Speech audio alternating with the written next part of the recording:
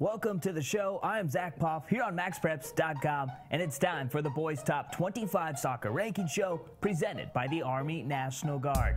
And nothing has changed at the top spot as the kids from the 803 River Bluff High School still claim the #1 spot in the rankings presented by the Army National Guard.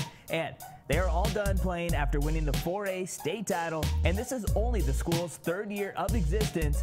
But hey, they have the right coach calling the shots, as legendary coach Phil Savitz won his 700th game as a head coach, the most ever in South Carolina soccer history, and it was also his 15th state title. Now, as we bring back the top 25 rankings presented by the Army National Guard, a lot of these teams are done playing, but in Tennessee, there are still some big-time games to be played. Later on today, number 7 Bearden plays number 18 Ravenwood in the Division I 3A state championship, and a team that is moving up the top 25 rankings presented by the Army National Guard is Christian Academy of Knoxville.